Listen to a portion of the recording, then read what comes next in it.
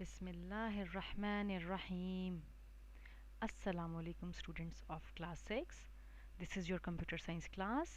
We are doing chapter number 7. We have done all the basic concepts of this chapter in lecture number 1 and 2. This is the final lecture, lecture 3. In this lecture we are going to do the exercise of this chapter. I am your teacher, Saira Abdullah.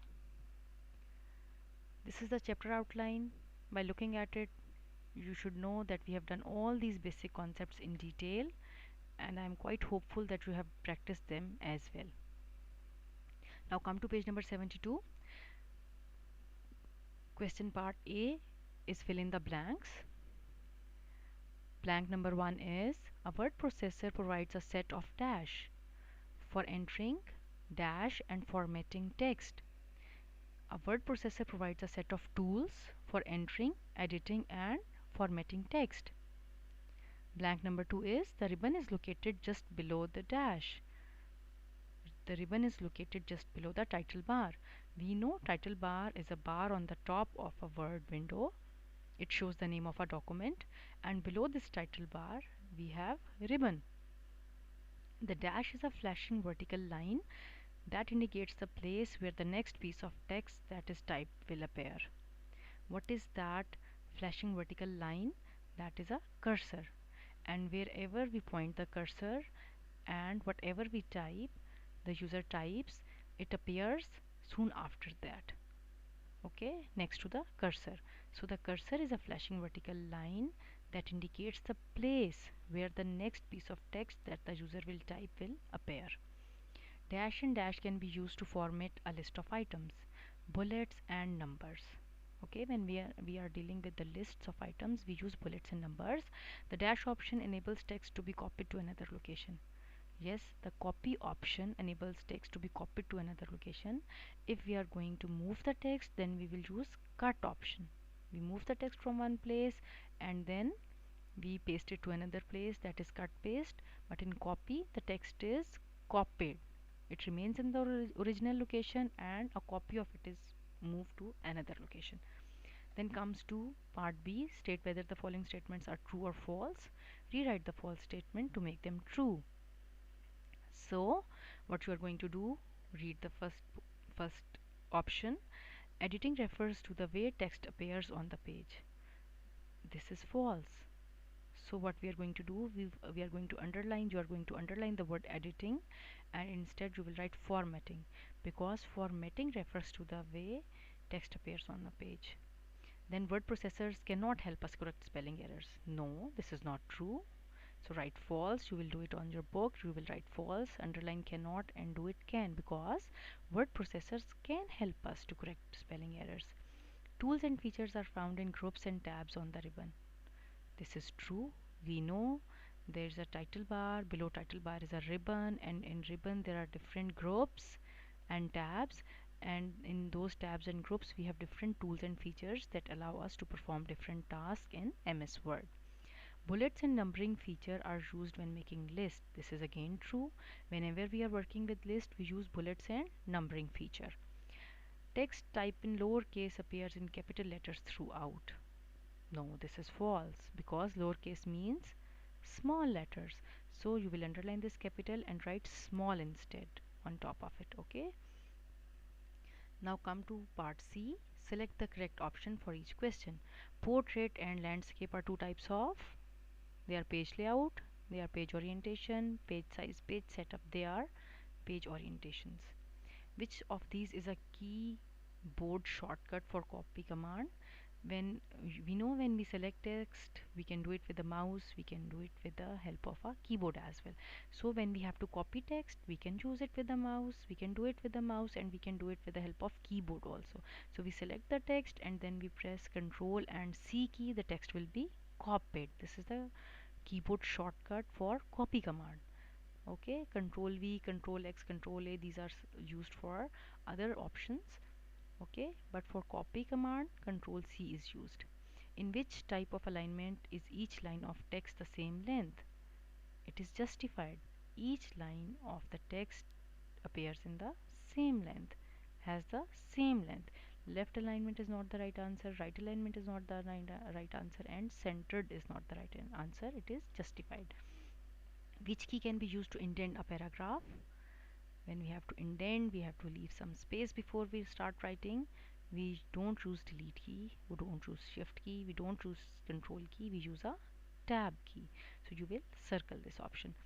Text such as page number and date that appear on the top of the page is called dash text, header text. Okay, whatever that appears on the top of the page, it comes in header, and the text that we enter in header is called header text. Okay, now come to question answers. What is a word processor? You have to the answer is a word processor is an application software that allows us to produce documents like letters, reports and pamphlets with the help of a computer. Whenever we are going to make a document with the help of a computer, that may be a letter, that may be a report, that may be a pamphlet, leaflet, that may be your assignment. When you are going to do it on the computer, you need a software, you need an application software, a particular special application software, and that application software is a word processor. Okay, you need to understand it well. What is the difference between editing and formatting? Whenever we do difference, we don't write it in paragraph form, we do it in a tabular form. So this is editing. You will make a table like this, and you will make these columns and rows. Then editing and formatting. Editing refers to the process of making changes to the content of the document, like whatever we have written, we are going to make changes to that.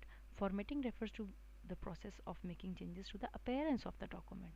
Okay, now let's go to the example. Correcting spelling and punctuation errors is editing. Copy and paste text is editing. Okay, making text bold and italic is formatting. Changing font style and adding bullets is also formatting. So editing refers to the process of making changes to the content of a document. Content means whatever we have typed, if we are going to make change it. And formatting refers to the process of making changes to the appearance, how the document is going to be appear, what is going to be the font style, font size, color, alignment, etc. Question number 3, how can a Word document be edited and how it can be formatted? Now first of all, we have to give a heading here. Editing a document. A Word document can be edited by cutting or copying text from one part of a document and pasting it in another part of the document. It can also be edited by correcting spelling and punctuation errors. Okay, when we do copy and paste, cut and paste, we correct spelling errors, we correct punctuation, grammatical errors, that is editing. Now formatting a document. Word document can be formatted by changing the alignment, color or bordering of the text. Text can be made bold, italicized or underlined.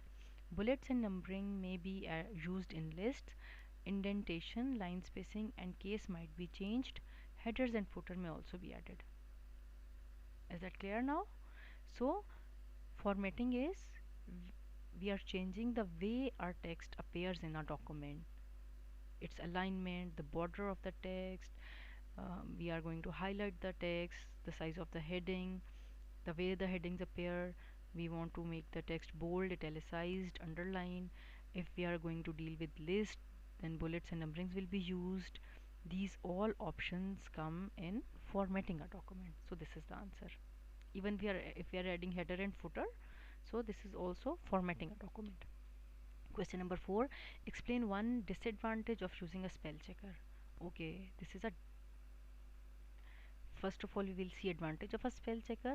A spell checker can only identify words that have been spelled incorrectly. Okay, yes, it can. This is the advantage, that it can identify words that have been spelled incorrectly. But what is the disadvantage? It may not detect a word that has been spelled correctly but does not fit the context. Okay, so if a word has been spelled incorrectly, okay, it is spelled correctly and it does not fit the context, mean whatever you're writing, it does not fit to that, but the spellings are correct. So spell checker will not tell you that because you have written the correct spellings. Okay, so if you want to write bear, bear, somewhere, and instead of bear you will write bare, bear. So bare, bear is wrong. The correct word that suits that place, that context is bear, bear. So the word is not going to indicate that bar is a wrong word, because it is only checking the spelling. It is not checking that the word fits the context or not. Okay, so this is the disadvantage of a spell checker. Then answer the following questions. Part D, question number 5. Next to each of the following shortcuts, write the name of the appropriate command. Now this is table is in on your book on page number 73. You can fill it up there. Control A. Okay, this is a command to select all the document. Control D is command to change the font. Control N is to open a new document. Control U is to underline the word that is selected or the line or the paragraph. Control C is to copy the text. Alt F4 means close the window that is opened. Control B means bold. Control I means make the text italicized. Control X means cut. And when you press F7, spelling and grammar check is open. So these are the shortcut keys, and these are the tasks, the commands that are performed when you press these shortcut keys. Okay, you can practice them and you will learn them well. Now coming to page 73 again, this is exercise E. Write a paragraph to answer the following questions. We are going to write a detailed answer here. First, we are not going to do question number 1, only question number 2 we will do. Here you need to understand the question first. Describe the page layout you would select to produce each of the following document. Now before moving on, you must recall what is a page layout. Okay, portrait, landscape, which type of page layout you are going to choose. Okay, in page layout we have page orientation, page margins, page size. In page orientation we have portrait and landscape. So among all these available options, which one you are going to choose for a newsletter for your school, if you have to prepare a newsletter, a leaflet advertising a garage sale, it's if you have to prepare a leaflet, and a brochure to describe facilities offered by your school. Okay, now let's go through them one by one. Number 1 is a newsletter for school. I would select portrait orientation and large paper size to produce a newsletter because text and pictures will be placed on it. You see, so paper size that you are going to choose may be larger than A4. That may be legal. Okay, and orientation will be portrait for a newsletter, because on a newsletter it may be bi-monthly or annually or twice a year. So a lot of information has to be presented over there on the newsletter, so you need a larger paper, larger than A4. Then a leaflet advertising a garage sale. I would choose portrait orientation and A4 paper size for the leaflet because it would contain minimum details announcing the garage sale.